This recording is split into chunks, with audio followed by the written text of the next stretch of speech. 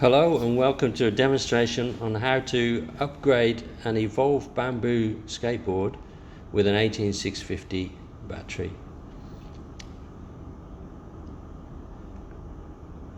First off, I'm removing the plugs for the motors, and then we need to remove the battery itself.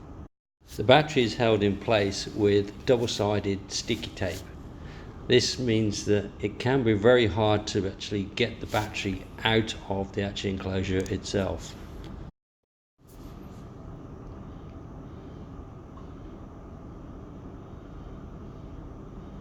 Once the battery is finally removed, you can see on the underside where the sticky tape is. It's actually double-sided sticky foam which helps cushion any vibrations on the battery. Now I remove the power plug and the URT and battery switch from the ESC. These plugs have a retaining locking system on the underside, so it's very fiddly to get at the retaining lock. So I've used a small screwdriver here to lift up the locking mechanism on the underside and then remove the two plugs. Next we need to remove the BMS from the old battery. So carefully with a pair of scissors, just cut away the plastic outer layer of shrink wrap. This will expose the end of the battery and the BMS. Taking a pair of scissors, we now cut the fibre tape that's holding the BMS to the side of the battery. I use scissors rather than a knife because a knife can actually cut down through into the wires that are held between the BMS and the battery. So once all the fibre tape has been cut loose, we can then expose the power cables connecting the BMS to the battery.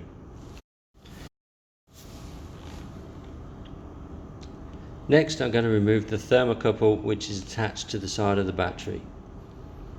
Again, using a pair of scissors, I cut away the fibre tape and pull the thermocouple out from the foam insert.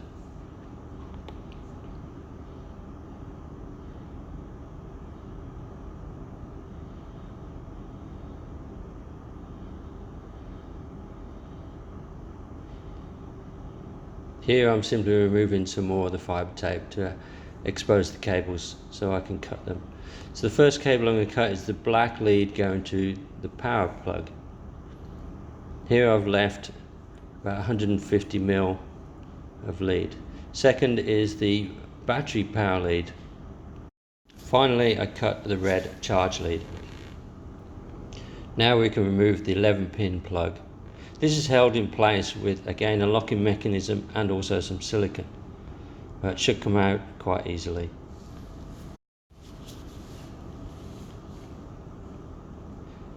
Now we can examine the BMS itself.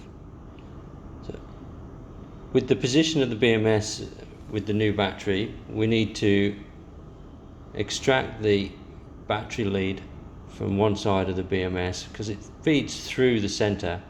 So we need it to come out on that side. So with a small screwdriver, pull the cable through. We also need to bring the thermocouple through from that side as well. So again, that feeds through the middle of the BMS. Again, I use a small screwdriver to be able to pull the lead through.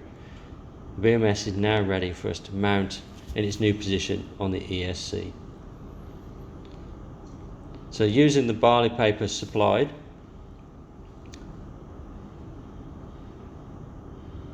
the barley paper is a thermal and electrical insulator, so this helps protect the ESC from any thermal or electrical contact between the BMS and the ESC.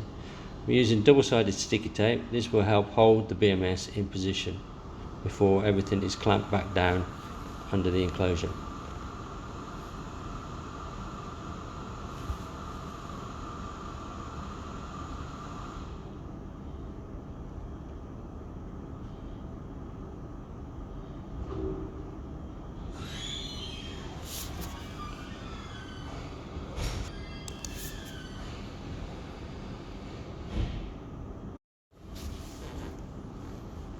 The BMS balancing plug will still have some bits of silicone remaining from which was securing the plug itself to the BMS. So here I'm just simply removing some residue silicone. I position the BMS on the ESC with the BMS plug closest to you.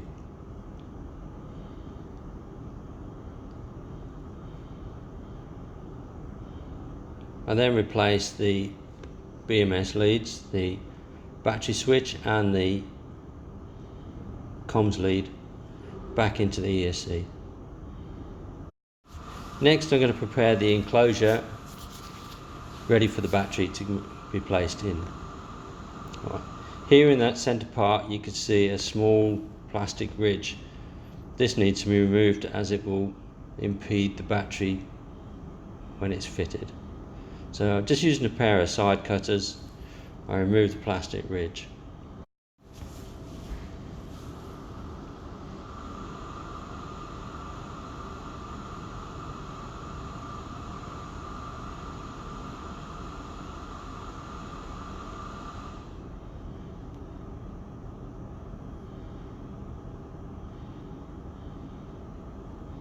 Once the bulk of the plastic's been cut away, we need to smooth off the plastic enclosure so there's no sharp edges will penetrate through the battery. If you do use a soldering iron to perform this task, ensure that you do it in a well ventilated room because the plastic case is made of ABS.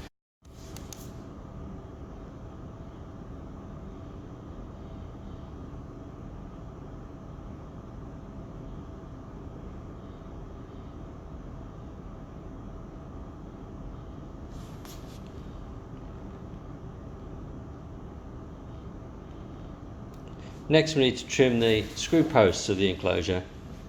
Here I've used an angle grinder, but you can use again the soldering iron or a file or some sort of multi-tool. Here you can see a close-up of how I've trimmed the posts to give a flat edge. Using a knife I've trimmed away any excess bits of plastic which can rub away the insulation of the battery. So it's also advisable to use a file or a bit of sandpaper to round off those edges. We now insert the battery into the enclosure.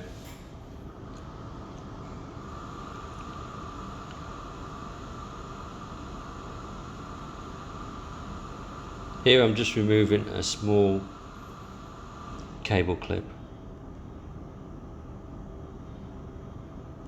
Once the battery is positioned correctly, you can see it's a very tight fit, which reduces any movement inside the enclosure.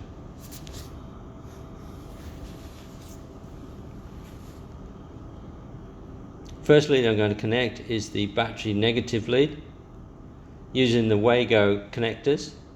This is a simple process of stripping back the black wire and inserting into the clamping mechanism. Once it's inserted, press the clamp down and then insulate with some electrical insulation tape. Next we join the charging lead. Again, there's a crimp supplied, strip back the wires and join using the crimp.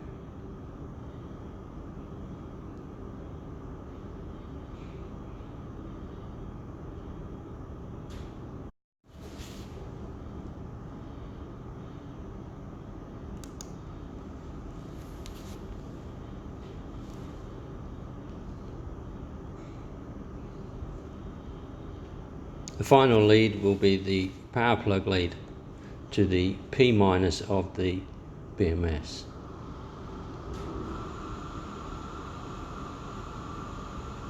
Position the two wires together, cut back the lead on the BMS to the correct length, strip back the insulation and insert into the Wago clamping connector. Finally insulate with electrical insulation tape. Not only this provides an electrical insulation, it also holds the clamping mechanism down. You see here I'm demonstrating how the actual lead goes into the Wago connector and needs to be inserted fully to the end so that the clamping system can hold on to the wire. Once clamped, pull on the cables just to check that they are tightly fitted.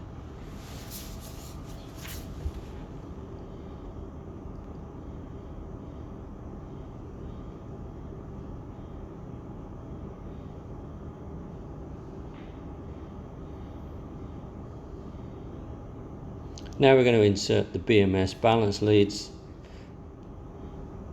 into the BMS.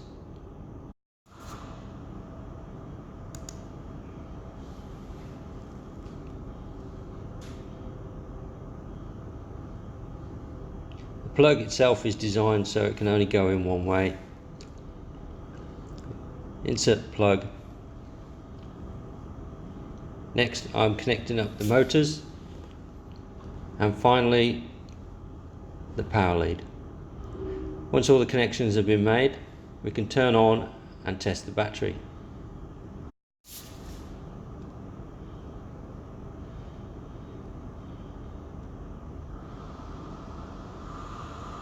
Once the remote connects to the board, test out your motors.